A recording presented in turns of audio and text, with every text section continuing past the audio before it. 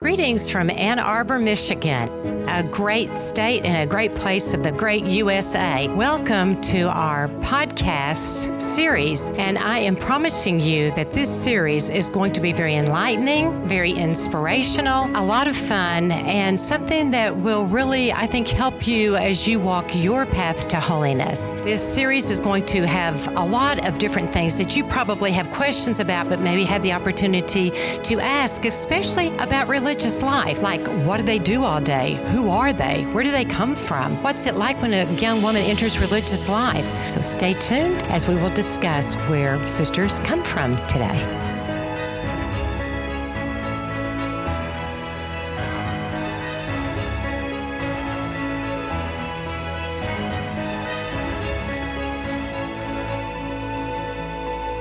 Welcome back to our Dominican Sisters of Mary, Mother of the Eucharist podcast series, The Truth Will Set You Free. And you've seen some of the other podcasts already, I'm sure. So today I'm very pleased to be able to say on Go LE Digital, that I have two guests back. And so this is actually, sisters, the first time that I'm having two guests come back. So if you don't know their stories, you have to go and look them up first. So it's Sister Mary Elizabeth and Sister Stephen Patrick. And their stories are fascinating, and how God led them deeper and deeper into our beautiful Catholic faith, gave them so many gifts, in particular in regards to the field of science. So Sister Mary Elizabeth, you will remember, has a Ph.D. in electrical engineering from the University of Michigan down the street from us. And Sister Stephen Patrick has a Ph.D. degree in cellular biology from Catholic University of America. Now, you already know their stories, so we're not going to kind of go back and talk about those, even though they are fascinating and you want to do that.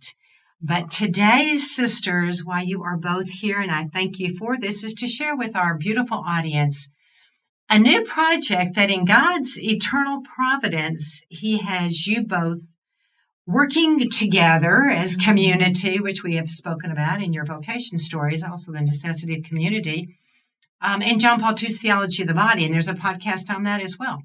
But in any case, sisters, how God puts you two together with these incredible gifts you've been given by the community to receive your PhDs. And of course, since my field is also science, I just share it with you a bit from afar, because I'm not getting to work with you in this particular thing.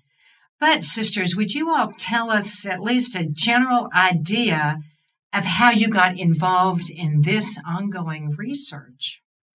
Well, Sister, we're just so blessed to know our Dominican friars. And as I said earlier, I got to know Father Nicanor Austriaco when I was working on my PhD.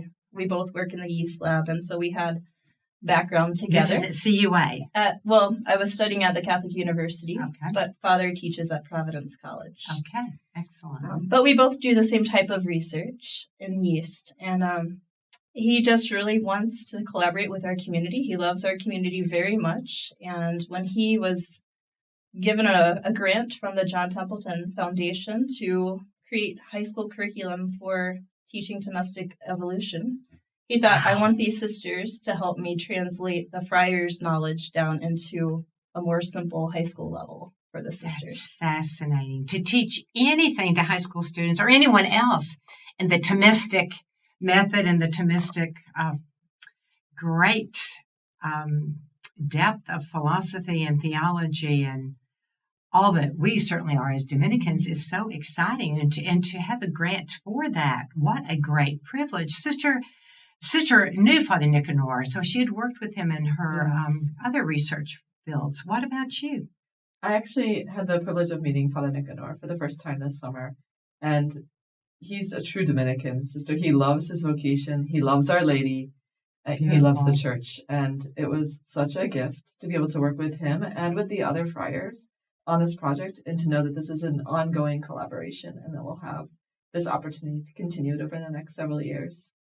I'm just so grateful. And how did he choose our sisters? I think just from working with me, he got to know our Beautiful. community. And Talk about God's providence. Providence at Providence College. Yeah, that's true. Double providence. Thank you, Lord. We'll take it. But it's also a great blessing because a number of the friars we're working with, I got to know as student brothers Beautiful. when I was studying at the Catholic University. So we're referring to now to the Eastern Province? The Eastern, or were they yes. spread out among the other province Dominicans? of St. Joseph. Okay. Yes. Okay. Beautiful. So there's 5 friars that are on the team and 2 Dominican Wow. sisters. All of us have doctorates. Some Wonderful. some From a field. variety of fields. Beautiful. So did he approach the community with this He did. interest? About a year ago, he asked Mother and our sisters if we'd be able to make this commitment. And he wants us so badly that, anything to make it possible. He's just willing to make it work so that our That's sisters can be part beautiful. of the collaboration. Because I can remember when the request was made and the concern was, do we live our regular religious life, our contemplative apostolic life? Now, even saying that with a wonderful priest such as Father Nicanor at the head of the whole research is kind of, we already knew the answer. But it's beautiful, sister, that you brought that up because, of course, the community would always say our religious life is number one. Absolutely. Now, the overflow of the contemplative, which has been referred to many times in our podcast, is the apostolate. And since our community was just founded on the new millennium, the cusp of in 1997, actually. So God really has prepared us in so many ways to go into the various academic fields today with hands-on and intellectual and prayerful support for all the above. So in this realm of science, would you tell our listeners and viewers exactly what this project is? I think Sister and I have both been so privileged to study and teach in the field of science. And it's such a gift to be able to do that and to bring our faith and our science together. Beautiful. And so, as a high school science teacher and as a Catholic and a religious sister, I'm always thinking, how can I help my students understand Jesus Christ more? Come into Perfect. deeper relationship with him and understand, the way God works with the world. And I think it's really important to realize God transcends the world.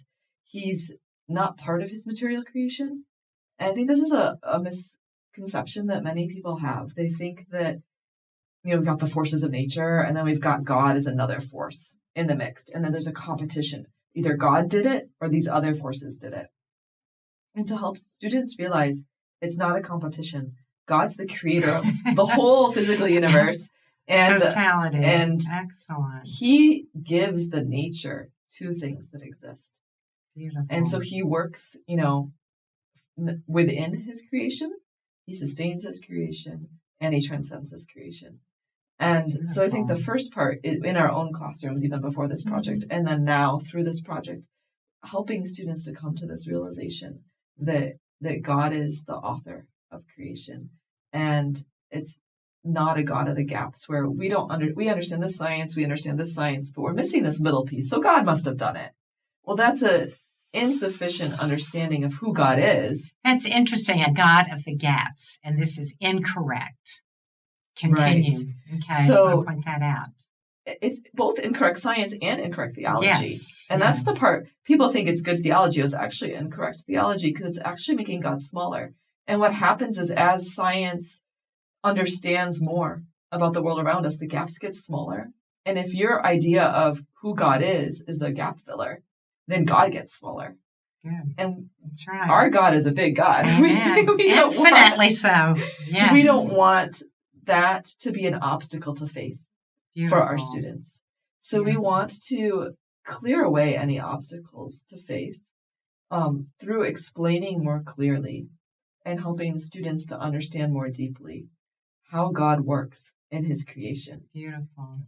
Through creation, through sustaining it, and how he lets creation be its own, be a true cause. Yes. And for this project, we're particularly focusing on one particular topic within science, the topic of evolution. Good. Let me mention this. So the fallacy and the false dichotomy between faith and religion, which is ridiculous. However, many scientists perhaps abide by some of that. But in any case, in the fallacy of the God of the gaps, it seems like there's the psychological tendency to say, therefore I can control. I am in control. In other words, it's also taking the creative aspect away from God and saying, I have a part in this too, in regards to the control issue. So it seems like a very strong weakness of man is leading into this fallacy, because we have to, at some point, if we're people of faith, stand and say, though I can't understand everything, and I certainly can't explain everything, I do believe. And that's where faith takes over versus understanding. So as Sister was mentioning this, Sister, that's fascinating. And it certainly is the world of the new millennial and the world of today. So what exactly is this project focused on to help relieve this problem? Well, I just want to say first that this is such a perfect time for this project, because as we read about all the time, the nuns, not the NUNS, but the NONES, the younger generation that we teach, are really leaving our faith because they see this incompatibility between faith and science. And so we're already addressing that head on. Good. And, Excellent. this past summer, we've had the privilege of studying the compatibility of faith and science, and just, it's convicted me to want to bring those opportunities to ask the questions in the classroom even more often, and to pose those questions for our students, so that they actually can understand that, science is seeking truth. It's seeking the truth of the natural world around us. And our faith is revealed truth. But we don't have to fear as Catholics at any point in time, even if we have other findings in evolution as we go forward, or something that disproves a piece of it. Well, it's not like we're tied to the truths of the science. We just know that faith and science and reason all go together because they come from God, who created it all. Yeah. And Sister, you just brought out a point too, and I'm sitting here thinking, as our sisters go back into teaching apostolate, which we're always involved in, and both of you go to separate high schools in different parts of the country to teach science to young people of the high school level at this point in your professional lives. You mentioned, Sister Stephen Patrick, that it's already affecting the way you plan, and Sister Mary Elizabeth, you basically said the same thing, to go back into your teaching. How so? How can you bring the time that you put in on this project already, and what you've already learned, and I'm sure what you have prayed about, because again, everything that we do, we take to prayer, so it's all a result of our prayer life. So how is this going to affect your classrooms differently so? And one of the first ways, and this is something that, throughout my teaching career, I've thought about and deepened in, is just understanding actually the dignity of every student. Beautiful. And knowing who they are, calling them by name. Beautiful. That spiritual motherhood we referred to in the other episode. Excellent. Because they aren't we're not computer programming. We're teaching human beings. And I think that aspect is the first aspect, because if your faith is about relationship, and if you're going to introduce someone to Jesus Christ, it's going to be built on relationship. Beautiful. So even when we're removing obstacles in the field of science, it's always through this idea of relationship and the dignity of the person, and the fact that God created them, that he gave them their beautiful soul. Excellent. Excellent. Sister Stephen Patrick? I've always been astounded by my students when they give me the end of the year feedback. They say, I love how you, in chemistry, because I've been teaching chemistry so much, but they feel like I'm always preaching God in chemistry. And I don't feel like I'm ever doing it, but just the fruit of our consecration, because chemistry is all that is around us, right? And I just bring them, and inside us, right? And I bring this to the point of like wonder and awe of just how amazing all of creation is. How And beautiful. as you study it deeper, I mean, we never get to the quarks or anything, but even as you go deeper into superstring theory or whatever, you just see more and more order, which doesn't make sense. The order that's there written into the design of the universe. Which saint, again, are we referring to? This is all based on who was a Dominican in the 14th century. St. Thomas Aquinas, his whole reference to God is a God of order. Absolutely. And again, in our chaotic world, if we don't put order back into our own lives, we are going to be as chaotic as the rest of the world. Mm-hmm. And the fact that God created this order, you mentioned, which is the theme of your research, evolution. It's very interesting because I could think of so many aspects this could also be in. But in that particular one, which is the providential plan, tell us more about that or how that theme was chosen. We'll talk, Father Nicanor studies the field of biology, and I think that evolution, this topic of evolution, has been something that's been actually very, close to his heart, and realizing that it's been an obstacle to the faith of so many, and that he's already actually published a book called Thomistic Evolution, and he has a website, Thomistic, I think it's te.org, and to help again remove obstacles to faith, and then he wanted to be able to go deeper and to reach other audiences. Okay. Yeah, what he's really noticed as he's traveled the country is how there's a very strong creationist bent, even among Catholics. And our project's also being focused towards the homeschooling communities. Excellent.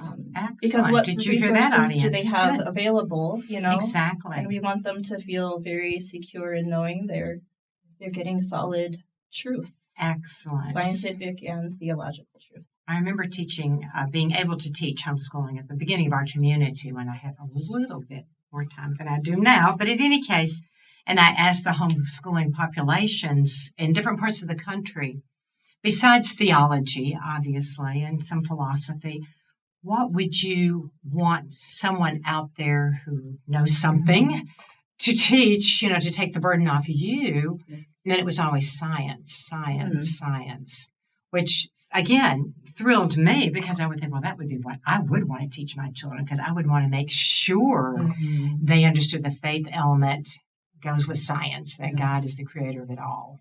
Right. And this is exactly, so to speak, the battle that you both are helping these wonderful Dominican priests. Now you're going to be producing something. Tell us more about that.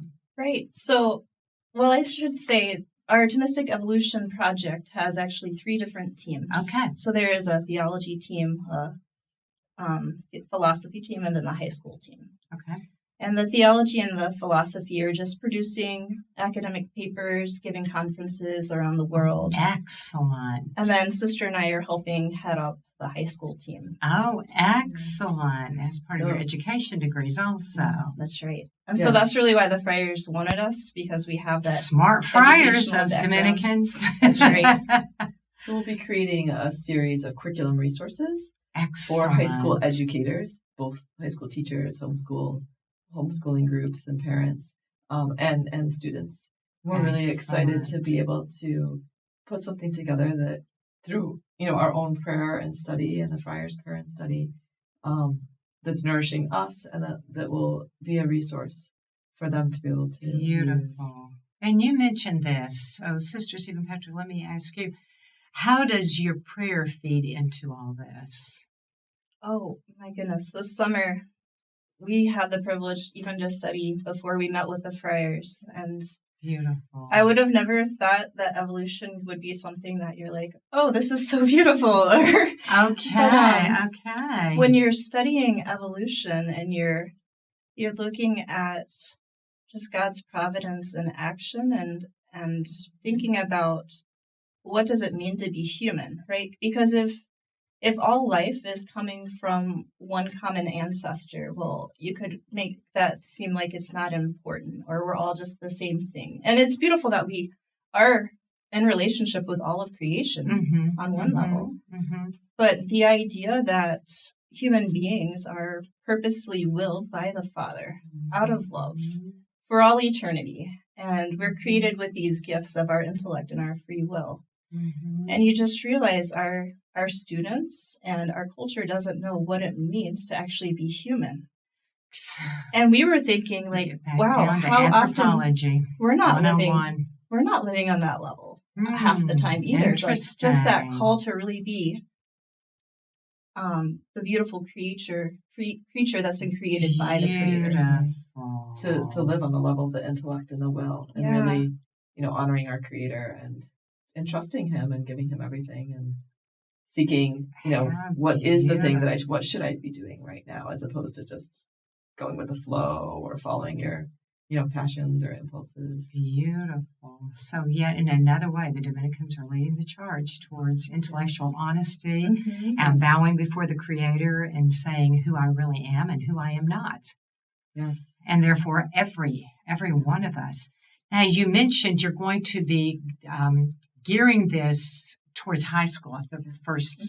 Is it going to eventually be expanding?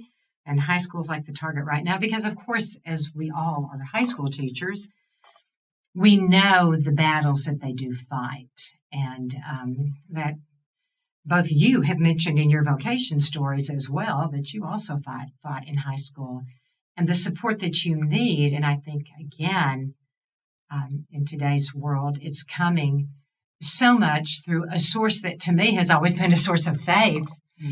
But they've turned it around so many times, which is obviously dangerous and crippling to our humanity, which is coming through science by their lack of understanding of the Creator. So, but your first goal will be high school, and then is there a continuation of this plan? Well, honestly, as we were preparing for the collaboration this summer, we sent out a survey to the high schools where our sisters teach, to our theology teachers, our biology teachers, science teachers. Excellent. And what really struck us, even as we were talking with the friars and analyzing the feedback, is we've got to educate the educators, right? So it's already going to be... That's what I was hoping you were going to say. What about the rest of you? It's already written at a level for the common person. Good. Right? And so good. Even trying to figure out our format and that sort of thing, we want it to be in a way that is accessible to the teachers, accessible to the high school students, accessible to the homeschool students, which would also go to their parents. Exactly. So a very common, widespread. Friendly, that common is language. So beautiful. Yeah. Is there any date hoped for this, or when might our audience be able to get into some of this research? And well, the grant is for 3 years, so. Okay. In 3 years, we have to have a product of some sort. Okay, that's good. That forces us to keep our nose to the grind. That's right. We've got great plans, though. I bet you do. Compelled to really put on professional development so that we can better implement this. So we hope to actually apply for further grants to be able to receive funding to train teachers and then to get better feedback. I think you will not be having any problems in doing that, because with the caliber of both of you and Father Nicanor and the other Dominicans that are working on this, it's definitely a need in our day and time, and it's a godsend to all of us who value truth and God the Creator and His plan for every single one of us. So again, I really thank you for taking time out of your very, very busy schedules to come here today. I just couldn't wait to get you both together and to be able to present this to our audience, whom I am sure are very curious and would have 1,000 more questions than I do. But you with me, we have to be patient and we have to wait to see what the product is, but we will take the prayers all along and continuingly as this spreads out further and further from the little ripples to the entire ocean to the world that God created and entrusted to the likes of us. So God bless you both, and thank you so very much. Thank you, sister. Thank you. Till we meet again, many, many prayers on our side for you and your side, please, for us, as we continue to strive in our little ways to answer God's little requests to us, that we really become the people He's made us to be and share His love with the entire world. which is also, as we Dominicans say, veritas, true. God bless you all.